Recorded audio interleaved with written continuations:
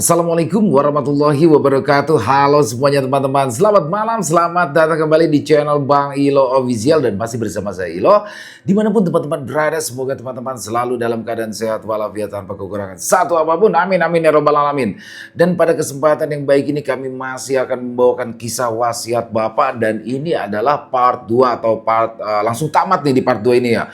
Asli kisah wasiat Bapak itu kemarin serem banget. Dan ini benar-benar kisah horor tuh gigit banget ya teman-teman ya. Dan tapi sebelum kita masuk ke dalam kisahnya, buat teman-teman mungkin yang baru bergabung, kami ucapkan selamat bergabung. Bisa diklik dulu dong tombol subscribe, jangan lupa lonceng notifikasinya dinyalakan agar teman-teman selalu mendapatkan notifikasi dari konten-konten yang akan kami upload selanjutnya. Untuk sementara kami akan upload seminggu 3 kali teman-teman, tapi sambil melihat perkembangan kedepannya nanti ya. Dan kami juga mengucapkan terima kasih kepada teman-teman yang sudah selalu hadir, yang sudah selalu mendukung kami, karena teman-temanlah kami selalu bersemangat berkarya di setiap harinya.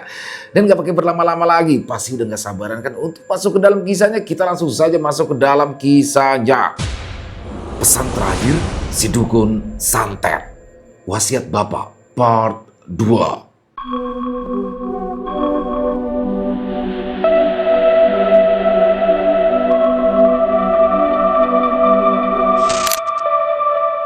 Setelah kejadian teror di sebuah rumah sakit yang menimpa Dito dan teman-temannya, pada akhirnya jasad dari Warman ini dibawa oleh keluarganya dan akan diurusi sesuai dengan keinginan keluarganya. Namun ternyata teror itu belum selesai dan kini menjadi lebih parah lagi. Dan para warga yang mengenal Warman adalah sosok dukun yang sering didatangi oleh orang-orang untuk meminta hal gaib semacam santet, pelet, bahkan pesugihan. Ya, Warman adalah orang yang terkenal sakti di kampung tersebut. Pagi itu, saat dimana keluarga Warman akan dimandikan, sesuatu akhirnya terjadi. Di dalam sebuah ruangan yang dibuat semacam tenda darurat ya, dan hanya dikelilingi oleh kain hitam, Warman dibaringkan di atas ranjang dan siap untuk dimandikan. Namun, saat ingin dimandikan, tiba-tiba saja jasadnya mengeluarkan bau yang sangat tidak sedap. Ya, semacam bau darah yang bercampur nanah gitu ya. Dan lagi anaknya menggerutu hebat. Sudah mati masih aja nyusahin. Beberapa dari orang yang berkumpul pun sudah merasa nggak tahan tuh sama bau yang dikeluarkan oleh tubuh Warman. Namun jenazah tetaplah jenazah dan harus tetap dimandikan. Warman akhirnya diurus dengan menggunakan syariat Islam. Keluarganya tentu saja tidak mau menuruti kehendak terakhir atau pesan terakhir dari Warman yang dinilai sangat-sangat aneh, di mana akan mereka cari ayam cemani lalu memandikan kain kafannya dengan darah ayam tersebut. Tentu saja itu melanggar hukum agama. Setelah jenazah dimandikan, bau masih menyengat. Jadilah Warman langsung dikafani menggunakan kain kafan. Para warga saat itu sudah siap untuk membawa Warman ke tempat peristirahatan terakhirnya, liang lahat.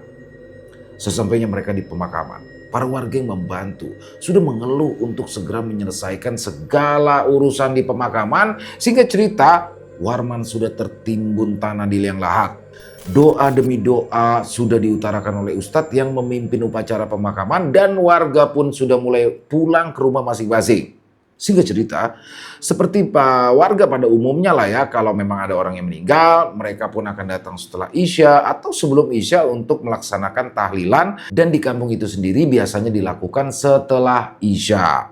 Nah, saat sedang proses tahlilan, sedang berjalan tuh ya, surah Yasin berkumandang merdu di telinga warga yang mendengarkan. Ibu-ibu saat itu masih mengurusi beberapa makanan yang ada di dapur. Salah satunya adalah Ranti, cucu pertama almarhum Warman, sekaligus menjadi cucu yang paling disayang oleh Warman. Saat itu dia sedang membuat teh hangat untuk para warga yang datang ke rumah. Nah, saat sedang membuat teh itulah Ranti seperti samar-samar mendengar suara seperti meminta tolong, tapi dari arah luar rumah tuh. Kebetulan di dapur itu ada jendelanya. Jadilah Ranti akhirnya melongok ke arah luar.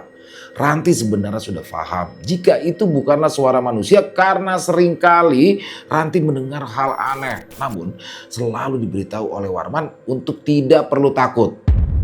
Ranti, tolong Mbah sendirian, temani Mbah. Fix, itu adalah suara Warman kakeknya. Ranti yang mendengar itu bukannya merasa takut, tapi justru ini dia malah penasaran dan bahkan ingin mencari sumber suara itu. Apakah benar itu adalah sosok kakeknya yang muncul atau bergentayangan? Lah, Mbah kenapa pulang? Jangan pulang, Mbah. Rumah Mbak bukan di sini lagi, kata Ranti saat itu. Nah, salah satu ibu-ibu yang saat itu berada di dapur juga mengetahui bahwa Ranti sedang keluar dari dapur dan mendengar suaranya berkata demikian, langsunglah warga tersebut menghampiri si Ranti. Betapa terkejutnya saat itu warga tersebut ya, kala ia melihat sosok Warman yang sudah tidak berbentuk berdiri mematung, lengkap dengan kain kafannya. Dan kain kafannya ini bukanlah berwarna putih, melainkan berwarna hitam. Matanya melotot, seakan ingin keluar. Bahkan giginya juga sudah terlihat ingin lepas dari kediamannya. Akhirnya karena gak kuat lagi, warga tersebut langsung berteriak histeris hingga menimbulkan kepanikan warga lain. Mbak pulang, kata Ranti kepada warga yang mendadak datang. Ya, Mbah Warman datang. Mendengar kesaksian dari si ibu-ibu ini dan juga Ranti tentu saja. Banyak yang percaya dan juga meyakini mengingat hal yang terjadi di pagi adalah hal yang juga janggal. Merasa takut dan tidak aman, para warga pun akhirnya berpamitan untuk pulang lebih dahulu. Sementara sebagian dari bapak-bapak tetap berada di tempat untuk melanjutkan dan menyelesaikan prosesi tahlilan tersebut. Ini si Ranti, dia masih tetap penasaran. Kenapa sih kakeknya kembali lagi? Ada urusan apa? Singkat cerita, tengah malam pun terlewati dengan satu kejadian yang akan mewakili kejadian selanjutnya. Ranti dan ibunya sudah terbaring di atas tempat tidur dan akan berniat untuk tidur. Sementara Aceng, anak Warman atau bapak dari Ranti, masih terjaga dengan beberapa warga. Suasana malam itu masih seperti suasana sebelumnya lah ya. Beberapa warga juga masih terlihat sedikit tegang dengan kejadian sebelumnya. Lalu Ranti tiba-tiba saja keluar dari kamar, lalu berkata kalau ia ingin ke kamar mandi untuk pipis.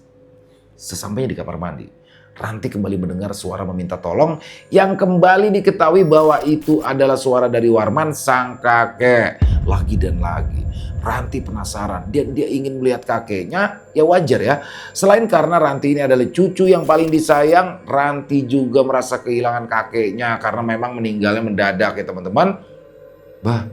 Mbak pulang aja, jangan ke rumah lagi, kasihan ibu sama bapak.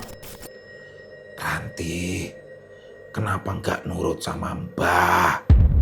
Ranti nggak tahu apa-apa. Mbah pulang. Setelah Ranti berkata demikian, suara itu akhirnya menghilang dan ketika Ranti keluar dari kamar mandi, dia langsung jatuh pingsan tidak sadarkan diri. Dari pingsannya Ranti inilah hingga menimbulkan suara berdebam yang mana akhirnya membuat Aceng dan warga lainnya pergi melihat keadaan ke kamar mandi dan mereka menemukan Ranti yang sudah terkapar di depan pintu kamar mandi yang memang terpisah dari rumah. Jadi rumah di belakangnya kamar mandi tapi ada terpisah dari rumah ya teman-teman ya. Kalau di daerah Jawa memang banyak seperti ini, kalau di Jakarta udah hampir gak ada ya. Dan saat terbangun, lalu ditanya kenapa? Ternyata Ranti mengatakan kalau ia melihat sosok kakeknya sedang menangis di depannya dengan keadaan kain kafan yang menghitam. Dan sesuai sama bentuk sebelumnya, matanya melotot ingin keluar dan giginya seperti ingin terlepas. Di sana, Aceng akhirnya teringat dengan wasiat yang disampaikan pada surat yang diberikan oleh perawat rumah sakit sebelumnya. Apa karena permintaan Mbah yang gak dituruti jadinya digentayangan begini ya? Carikan orang pintar, Ceng. Carikan gimana? Satu-satunya orang pintar di sini kan cuma Warman. Bingung harus berbuat apa. Aceng dan keluarganya juga nggak mungkin dong membongkar kuburan Warman lalu menukar kain kafan tersebut sesuai dengan permintaan Warman. Akhirnya malam pun berakhir. Para warga yang tinggal sebelumnya juga udah memutuskan untuk kembali ke rumah masing-masing. Di pagi harinya, desas-desus mengenai sosok Warman akhirnya menyebar ke seluruh penjuru desa dan mulai menjadi perbincangan hangat di pagi itu, termasuk para kaum ibu-ibu yang menjadi saksi pertama atas kemunculan sosok Warman. Ternyata setelah tengah malam, tidak hanya Ranti dan si ibu-ibu ini yang didatangi oleh Warman, ternyata hampir seluruh warga yang dikenal itu didatangi. Beberapa di antaranya itu ada yang hanya dihantui dengan suara meminta tolong, beberapa pula juga ada yang sampai diberi penampakannya. Nah, suara meminta tolong itu hampir semua mendengarnya, terutama bagi mereka yang tidak tidur. Itu terbukti dari obrolan ibu-ibu di pagi hari. Wow, obrolan ibu-ibu di pagi hari selalu seru ya teman-teman ya. Nah, namun sebagian warga yang melihat sosok Warman dengan kain hitam dan wajah yang udah gak berbentuk. Jadi akhirnya semua cerita-cerita itu membuat kampung menjadi geger. Terbukti dari salah satu warga yang bernama Ujang yang mengungkapkan kepada warga lainnya bahwa ia didatangi Warman saat ia sedang buang hajat. Warman ini menampakkan dirinya tepat saat si Ujang ini masih dalam posisi berjongkok. Maklum, ya di tahun itu belum banyak WC lah yang berada di dalam rumah. Jadi kalau memang ingin buang hajat, mereka harus pergi ke sungai yang memang dijadikan WC umum. Dan Ujang saat itu masih menunaikan hajatnya, mendadak terjerembab ke belakang karena terkejut melihat sosok Warman yang meminta tolong. Juga dengan penutupan kata dari Warman, "Tukar kembali kainku, tukar kembali kainku." Dan hal ini juga disaksikan oleh warga yang mendengar suara dan juga melihat sosok dari Warman semua. Dan hampir merata ya diberikan pesan untuk mengganti kembali kain kafan yang ia minta. Barangkali ini memang adalah perbuatan jin atau memang justru Warman yang ditolak oleh bumi. Semua benar-benar gak masuk akal. Tapi siapa yang tahu? Setelah malam mencekam di kampung tersebut, beberapa hari selanjutnya pun sama. Seluruh warga satu persatu diteror setiap malam dengan pesan yang sama. Setelah azan maghrib, para warga menjadi takut untuk keluar. Dan kalaupun mereka keluar, itu pun hanya dalam keadaan yang sangat-sangat genting saja. Masjid yang semula ramai, kini hanya beberapa orang yang berani datang untuk beribadah. Lantaran takut dengan penampakan sosok Warman yang memang memberikan teror kepada semua warga. Meski baru jam 7 malam, kampung itu sudah benar-benar sepi, menjadi seperti desa yang tidak berpenghuni, hanya lampu menyala saja untuk memberikan kode ataupun tanda bahwa masih ada manusia di dalam rumah itu. Namun, seiring berjalannya waktu, penampakan sosok Warman ini selalu berbeda di setiap malamnya, seakan menunjukkan proses-proses pembusukan di liang lahat. Dan hal itu terjadi pada malam ketiga setelah Warman meninggal. Hal ini diungkapkan oleh Ranti Aceng, istrinya dan juga beberapa warga lainnya. Semua kalimat yang diutarakan masih tetap sama, memberikan pesan seperti sebelumnya. Namun, penampakannya kini berbeda. Kainnya yang semula hitam kini menjadi semakin kelam. Wajahnya yang semulanya terlihat beberapa bagian saja yang rusak, kini keseluruhan sudah busuk. Lengkap dengan juga belatung yang seakan menggerogoti wajah Warman tersebut. Matanya pun sudah keluar dari tempatnya dan kayak menggantung gitu. Sedangkan mata yang sebelah tuh udah gak terlihat, pipinya bolong memperlihatkan gusi yang membusuk. Warga yang ditemui Warman menjadi sangat ketakutan hingga beberapa warga pun tidak berani untuk buang hajat di malam hari. Suatu malam, salah satu warga yang bernama Asep menemani istrinya untuk buang hajat di sungai. Setibanya di sungai, istrinya pun langsung buang hajat tanpa mikir-mikir cari posisi dan tempat sambil menahan takut dan waspada. Asep menyenter ke kanan, menyenter ke kiri untuk memastikan tidak adanya sosok Warman. Tapi ternyata Warman, dia justru berada di belakang sang istri. Hal itu membuat Asep menjadi tegang mematung. Sorot senter itu masih tetap mengarah ke wajahnya Warman, yang mana sorot cahayanya tembus sampai ke ujung. Jadi wajah Warman itu masih jelas terlihat dengan hancurnya wajahnya. Namun Asep tidak ingin memberitahukan sang istri. Dia takut ya kalau istrinya panik. Gak kuat. Di sini Asep langsung nyuruh istrinya untuk segera selesai. Sampai pada titik mereka berdua mendengar suara yang sangat jelas.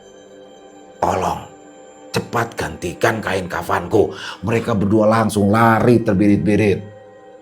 Akhirnya, setelah beberapa hari teror itu terjadi, bahkan teror itu berlangsung sampai hampir 2 minggu. Namun, sebagian warga juga berkata, teror itu seperti sudah terjadi 2 tahun lamanya.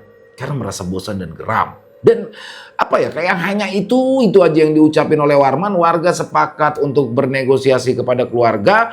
Hingga pada suatu sore setelah asar, para warga yang ditunjuk dan juga Pak Ustadz untuk mendatangi rumah Aceng untuk membicarakan hal ini. Bukan berarti Aceng dan keluarga nggak merasakan hal yang sama ya. Namun mereka juga lebih nggak peduli dengan kejadian yang menimpa warga karena teror dari bapaknya. Pak Ustadz pun bingung harus bagaimana. Karena jelas dong, nggak mungkin menuruti keinginan Warman yang mengganti kain kafan itu dengan kain kafan yang penuh dengan najis. Yang ada akan malah menimbulkan masalah baru. Sehingga ditemukanlah salah satu opsi di mana dilakukan sebuah pengajian besar atau berdoa beramai-ramai yang dihadiri oleh warga satu kampung, dan berdoa itu dilakukan di makam Warman. Pengajian ini dilakukan setelah 14 hari kematian Warman dan dilakukan pada malam hari setelah ibadah sholat Isya. Nah, semua warga berkumpul tuh di makam Warman dan memulai pengajian atau semacam tahlilan begitulah ya untuk mendoakan Warman agar sosok Warman ini tidak lagi meneror warga karena memang tidak ada solusi dari hal itu. Saat pengajian berlangsung, banyak sekali kejadian-kejadian aneh Ya kayak mulai suara tangisan Warman yang terdengar dengan jelas sampai penampakan yang hampir merata. Semua mata menyaksikan. Di mana penampakan itu terlihat jelas dan semakin berbeda lagi. Warman sudah tidak berbentuk melainkan wajahnya sudah menjadi tengkorak yang terlihat seperti gosong lengkap dengan bercak darah. Nah semua warga tentu ketakutan dong. Bohong kalau sampai ada yang takut udah bohong. Termasuk Pak Ustadz juga. Pak Ustadz yang melihat itu memberanikan diri untuk berkomunikasi dan meminta kepada Warman untuk tidak lagi meneror warga yang tidak bersalah dan tidak ada sangkut pautnya sama sekali. Saya hanya ingin mati dengan tenang, dengan permintaanku. Begitulah kata Warman kepada Pak Ustadz yang jelas tidak bisa terdengar oleh warga karena ya nggak tahu juga gimana caranya Pak Ustadz dan Warman berkomunikasi, tapi itu yang disampaikan oleh Pak Ustadz. Hingga negosiasi pun sampailah pada titik yang buntu. Warman masih tetap dengan prinsip yang sama, jadilah mereka semua menyerah dengan keadaan pada malam itu. Tahlilan pun ditutup dengan kejadian yang mengherankan dan benar-benar gak masuk akal. Maka Warman mendadak mengeluarkan cairan hitam. Gak banyak, tapi cairan itu keluar melalui tanah yang masih terlihat basah dan semua warga langsung mengucap istighfar. Mbah, keinginan Mbah gak akan pernah Aceng turutin. Mbah gak sempat tobat saat masih hidup. Seenggaknya berhenti dong membuat masalah setelah mati Mbah. Aceng capek Mbah, kata Aceng menangis di atas makam Warman. Syukurlah akhirnya teror itu semakin lama pun menghilang setelah 40 hari kematian Warman. Dan hanya beberapa orang saja lah yang masih diganggu dengan pesan yang sama. Namun bisa dipastikan itu adalah jin yang merupai Warman. Para warga juga sudah berani keluar malam setelah maghrib meski dalam keadaan was-was ya. Dan semakin hari desa menjadi kembali seperti semula meski tidak seramai sebelum Warman meninggal. Hitam adalah tanda dari kebusukan hati seseorang. Warman adalah contoh dari sebuah perjalanan hidup manusia yang selalu lekat dengan hal-hal yang berbau hitam. Perubahan dari setiap penampakan Warman adalah tanda proses terjadinya sebuah pembusukan di liang lahat. Semoga ada hikmah yang bisa diambil di balik kejadian teror ini. Selesai. Wow, luar biasa. Kisahnya benar-benar keren nih. Di sini bagaimana teror dari Warman. Semasa hidupnya dia menjalani profesi sebagai dukun santet. Dari mulai pelet, pesugihan, santet dan lain-lain ya, semua hal hitam. Dan akhirnya setelah meninggal dia mungkin ini dari gurunya dapatnya atau dari gimana, dan dia memberikan pesan ini kepada keluarganya atau siapapun yang menemukannya. Pesannya aneh ya, siapa juga yang mau ya kan. Dan di sini saya suka nih kata-kata terakhirnya tuh, aduh keren banget ya. Jadi semoga ada hikmah baik lah yang bisa kita ambil dari kisah barusan, dan kita ambil yang baiknya, dibuang yang buruk-buruknya. Dan yang pastinya semoga kisah barusan bisa menghibur teman-teman semua para pecinta penikmat horor misteri, lebih khususnya lagi kepada para subscriber dari channel Bang Ilo Official. Silakan buat teman-teman yang mungkin punya komentar lain, punya pendapat lain tentang kisah barusan, bisa menuliskan di dalam kolom komentar ataupun hanya sekedar saling menyapa. Insya Allah kami akan membalas satu persatu. Dan buat teman-teman yang suka dengan videonya, dengan kisahnya, bisa diklik ya tombol like dan tombol jempolnya. Boleh juga dong dibantu di share link videonya ini ke teman-teman yang lain agar juga ikut merasa terhibur. Dan buat teman-teman yang mungkin belum subscribe, ayo dong bisa diklik tombol subscribe. Jangan lupa lonceng notifikasinya dinyalakan agar teman-teman mendapatkan notifikasi dari konten-konten yang akan kami upload selanjutnya untuk channel Bang Ilo Official. Sementara seminggu 3 kali ya teman-teman ya. Oh iya, buat teman-teman yang mungkin punya kisah horor misteri ya, yang diangkat dari kisah nyata yang berdasarkan pengalaman pribadi, apabila mungkin berkenan dibawakan di channel kami, silakan bisa mengirimkannya ke nomor telepon kami yang ada di sini. Dan bebas ya, kirimannya boleh dalam bentuk audio atau rekaman suara, boleh dalam bentuk tulisan, bebas. Pokoknya senyamannya teman-teman aja. Dan buat teman-teman yang sudah mengirimkan kisah, kami ucapkan terima kasih. Buat teman-teman yang sudah mengirimkan kisah tapi belum sempat dibawakan, harap bersabar ya, karena harus melalui proses penggarapan terlebih dahulu. Di akhir kata, saya Ilo mengucapkan permohonan maaf apabila mungkin dalam pembawaan kisahnya ada kata-kata saya yang salah ataupun ada kata-kata saya mungkin yang kurang berkenan. Saya mohon dibukakan pintu maaf yang seluas-luasnya. Sampai berjumpa lagi di konten-konten kami selanjutnya yang pasti akan selalu bikin merinding. Masih bersama saya Ilo di channel Bang Ilo Official. Salam sehat, sukses selalu untuk kita semua. Wassalamualaikum warahmatullahi wabarakatuh.